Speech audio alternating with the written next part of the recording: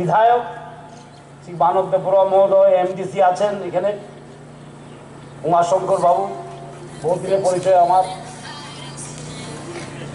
ধীরেন্দ্র বাবু আছেন, বিগত দিনের আমাদের এমএলএ আর ডিস্ট্রিক্ট প্রেসিডেন্ট আমাদের গৌরাঙ্গ বাবু বসে আছেন, অন্যান্য নেতা নেত্রী, সবাইকে নমস্কার। এবং ত্রিপুরা রাজ্যে আগামী দিনে একটা ইতিহাস তৈরি হতে গেছে। আর ইতিহাসে সবসময় ইতিহাস তৈরি করার সুযোগ পাওয়া যায় না। আমার মনে আছে 1999-এ, বহুদিন ধরে বিজেপি করি আমি, 1999-এ প্রথমবার টিউজিএস বিজেপির সঙ্গে জোট করেছিল। শ্যামাচরণ বাবু, নগেন্দ্র জমাতিয়া, রতিমোহন জমাতিয়া, ওরা সব মিলে আমরা একসঙ্গে মিলে লোকসভা নির্বাচন গিয়েছিলাম 1998। জগদীশ ছিল। এবং আজকে আবার দুটো আঞ্চলিক পার্টি আমাদের সঙ্গে এসেছে, আমরা একসঙ্গে মিলে নির্বাচন গাই। কারণ বিজেপি সবসময় চায় যে আঞ্চলিক পার্টিগুলো আমাদের সঙ্গে থাকুক। আমরা চাই সমস্যার সমাধান করতে। মোদিজি বলেছেন প্রবলেম না, সলিউশন লাগে। তাই আজকে আবার ইতিহাস করছি আমরা, দুইটা আঞ্চলিক দল এবং ভারতীয় জনতা পার্টি একসঙ্গে লড়বো আমরা। আরেকদিকে জোট কি? কংগ্রেস আর সিপিএম এর জোট। এই জোটটা কিসের জোট মানুষ বুঝে গেছে। অ্যাসেম্বলিতে মানুষের জোট করে সিট বাড়ানোর জন্য, ওরা জোট করে সিট কমানোর জন্য। সিপিএম ছিল 16টা 18তে, এখন হয়েছে 10টা বা 11টা, আমি জানি না, 10টা নাকি 10টা আছে এখন 16টার থেকে। আর আমরা যখন জোট করেছিলাম আইপিএফটির সঙ্গে 2018 সনে, সিপিএম কে 51 থেকে 16তে নিয়ে এসেছি। এটাকে বলে জোট। যে জোটে সিট কমে যায় এটা জোট না, এটা সুবিধাবাদী একটা ব্যবস্থাপনা। তাই মানুষ এই জোটকে ভোট দেবে না। আমি জানি, খবর পাচ্ছি আমরাও, শনি পূজা চলছে কংগ্রেসের এখানে, যেমন জামানতটা থাকে, অনেক পূজা পালি যজ্ঞ চলছে, ওদিকে জামানতটা যেমন থেকে যায়। আর সারা ভারতবর্ষে একই কথা, ভারতীয় জনতা পার্টি হারবে কি জিতবে এটার আলাপ নেই। আলাপ হলো এবং আলোচনা হলো মোদি 400 থেকে বেশি পাবে কি পাবে না, সেটা নিয়ে আলোচনা, সেটা নিয়ে আলোচনা হচ্ছে। इस बार क्या 400 पार होगा कि नहीं होगा, हारবে জিতবে প্রশ্ন ওঠে না। হার জিতের প্রশ্ন নেই ভারতবর্ষে। এমন ত্রিপুরা রাজ্যে 25 বছর একটানা সিপিএম সরকার বানিয়েছে। কংগ্রেস বারবার ইলেকশন করে আবার পিছিয়ে পিছিয়ে গিয়ে হাতাহাত করে, তাই সরাতে পারলো না। আমরা এক ধাক্কা দিয়েছি, সিপিএম শেষ। এক ধাক্কায় সিপিএম শেষ, আরেক ধাক্কায় নিশ্চিহ্ন হয়ে যাবে। এবার আইপিএফটি, মথা এবং বিজেপি মিলে আমরা একটা ধাক্কা দেব। সিপিএম কি ত্রিপুরায় যে থাকতে পারবে কি পারবে না, ওরা চিন্তা করবে এটা। কারণ সিপিএম এর 35 বছর, 10 বছর নিবেন বাবু, 5 বছর দশরথ বাবু, 20 বছর মানিক বাবু, এই 35 বছরে সবচেয়ে বঞ্চিত যদি হয়ে থাকে জনজাতিরা বঞ্চিত হয়েছে। আর আমরা যারা বিজেপি করি বহুদিন ধরে, আমরা জানি যে ভারতবর্ষে যখন আমাদের সরকার ছিল না, বিজেপি সরকার ছিল না, তখন এমপি কিন্তু আমাদের সবথেকে বেশি আসতো থেকে জনজাতি সম্প্রদায় থেকে। আমাদের কাছে সব সময় বেশি এমপি ছিল জনজাতি সম্প্রদায়ের। সারা ভারতবর্ষে জনজাতিরা বিশ্বাস করত যে ভারতীয় জনতা পার্টি ওদের পাশে দাঁড়াবে। আমরা দাঁড়িয়েছি। আমরা জনজাতিদের বিপদের সময় একটা পার্টি দাঁড়াতো ভারতবর্ষে, সেটা ভারতীয় জনতা পার্টি। ঝাড়খণ্ডী হোক, ছত্তিশগড়ি হোক, যেখানেই হোক। তাই এবার যখন বলা হয় যে ছত্তিশগড়ে হবে না, কংগ্রেস আসবে ফিরে, ছত্তিশগড়ে আসা অসম্ভব। আমরা যারা ভারতীয় জনতা পার্টি করি আমরা জানি ছত্তিশগড়ে ভারতীয় জনতা পার্টি আসবে আবার, কারণ জনজাতিদের উপর আমাদের বিশ্বাস আছে। আমরা জানি জনজাতিরা কি চায়। তা আমাদের সর্বদা একটা ইচ্ছা ছিল যে আঞ্চলিক দলগুলি ত্রিপুরা রাজ্য আমাদের সঙ্গে থাকুক, উন্নতির পথে চলুক,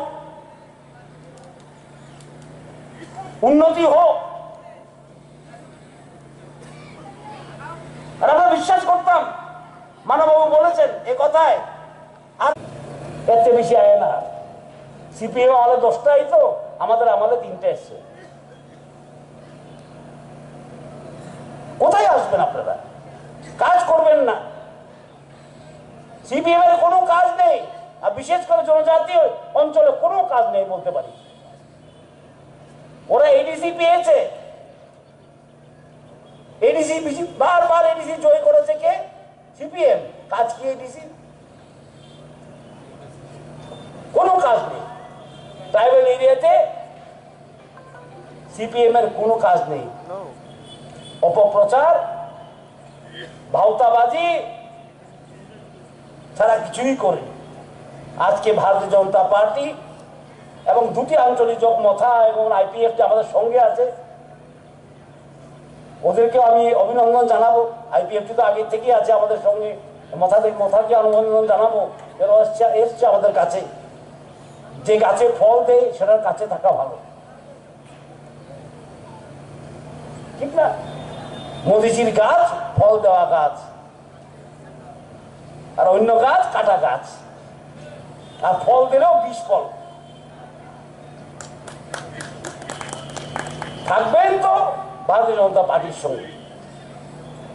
মোদি হ্যাঁ তো মুমকিন হ্যাঁ, সারা বিশ্ব বলে মোদি আছে তো সবকিছু সম্ভব। ত্রিপুরায় যে 5টি বছর বা 6টি বছরে যে হাইওয়ে হয়েছে, যে 5 লক্ষ ঘর হয়েছে প্রাইম মিনিস্টার আবাস যোজনাতে গ্রামীণে, সেটা সম্ভব একমাত্র মোদিজি ছিল বলে। আমি ছিলাম আরটি মন্ত্রী, আর আরটিতে নিয়ম আছে মাটির দেওয়াল এবং টিনের ছাদ থাকলে এটা কাঁচা ঘর বিবেচনা হয় না। একমাত্র ত্রিপুরার জন্য ছাড় দেওয়া হয়েছে মোদিজি, একমাত্র ত্রিপুরার জন্য ছাড় দিয়েছেন উনি। আমি যখন আরটি মন্ত্রী হিসাবে ওনাকে বললাম, মোদিজি আমাদের এখানে তো সব ঘরই এরকম যে মাটির দেওয়াল এবং টিনের ছাদ, কি করা? বলে আমি দেখবো। আমার মনে আছে জব্বলপুরে আমি গিয়েছিলাম ওনার সঙ্গে কথা বলার জন্য, উনি ছাড় দিয়ে দিয়েছেন ত্রিপুরার জন্য, সারা ভারতবর্ষে ছাড় নেই। স্পেশাল ফান্ড দেওয়া হয়েছে। তাই আজকে ত্রিপুরা রাজ্যে সোশ্যাল পেনশন সবচেয়ে বেশি 2000 টাকা। আর মোদি আছে বলেই সম্ভব।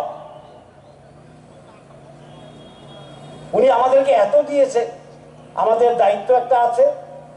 19 তারিখে আমরা যেমন পশ্চিম আসন থেকে অন্তত একটা পদ্ম ফুল পাঠাই দিল্লিতে, এবং পূর্ব আসন থেকে আরেকটি পদ্ম ফুল পাঠায় মোদিকে। এটা আমাদের দায়িত্ব, ওনাকে বলা যে আমরা আছি আপনার সঙ্গে, আমরা আছি উন্নতিতে, আমরা থাকবো সম্মানে, আমরা চলবো একসঙ্গে। সেটা বলার জন্য 2টা পদ্ম ফুল দেওয়া খুব দরকার। আর পশ্চিম আসনের যিনি আজকে প্রার্থী, উনি আমাদের প্রাক্তন মুখ্যমন্ত্রী, ওনার প্রশাসনিক একটা অভিজ্ঞতা আছে, 4 বছর উপরে মুখ্যমন্ত্রী ছিলেন, এবং উনি আবার রাজ্যসভার এমপি, সুতরাং সবাই কথা বলে অভ্যাস আছে। উনি বলবেন ত্রিপুরার কথা রাজ্যসভায়, ওনার কথা আমি শুনেছি 2-3 বার, ভালো বলেন উনি রাজ্যসভায়, ভালো বলেন উনি রাজ্যসভায়। বাসুমোহন রিয়াং বাবু আজকে নেই, আমার খুব পরিচিত লোক, ওনার নাম নিতে হচ্ছে। উনি দীর্ঘদিন ধরে এমপি, কি বলেছেন আজ অব্দি জানি না।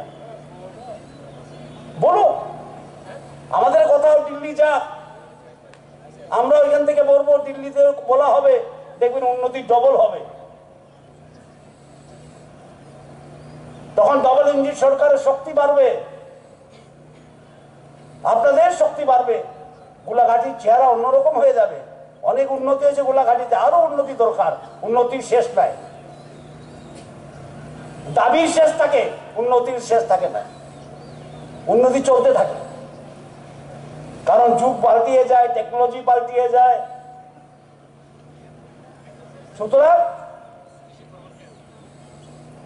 আমি আপনাদের কাছে আবেদন রাখবো পার্টির তরফ থেকে, এবার যেমন পদ্ম ফুলে অন্ত গোলাঘাটি, কারণ গোলাঘাটিতে আমি এসছি, আমার প্রথম ইলেকশন মিটিং কিন্তু এটা গোলাঘাটি শুনে আমি এসছি এই কারণে, কারণ গোলাঘাটির অদ্ভুত একটা অঙ্ক আছে, অলমোস্ট 50% বেঙ্গলি, 50% ট্রাইবাল। এখানে যেমন এই সিট থেকে যেমন কংগ্রেসের জমানত বাজেয়াপ্ত হয়, তাহলে বলতে পারবো ট্রাইবালরা ওদেরকে বাদ দিয়ে দিয়েছে, বাঙালিরা ওদেরকে বাদ দিয়ে দিয়েছে, কারণ এই সিটে বাঙালি 50%, ট্রাইবাল 50%। এটা খুব গুরুত্বপূর্ণ সিট, খুব গুরুত্বপূর্ণ সিট গোলাঘাটি। আপনাদের কাছে এই আবেদন রেখে আমার বক্তব্য এখানে শেষ করলাম। মুখ্যমন্ত্রী আসবেন, উনি বলবেন, আমাদের সভাপতিও আছেন, বলবেন, আবার দেখা হবে। দাঁড়াতে পারে না, তাই আমরা এসে রিক্সাকে সম্মান দিলাম। আমার মনে আছে মানিকবাবু একবার মঞ্চের রিক্সা দিয়েছে, ফেলে দিয়েছে, আমার এখনো মনে আছে। বহুদিন রাজনীতিতে আছি, আমরা দেখেছি সে দৃশ্য। আজকে গলায় গলায় রিক্সা, কোন ফাংশন রিক্সা ছাড়া করি না। বীর মানিকের জন্মদিন পালন হয় প্রত্যেকটি বিজেপির বুথে,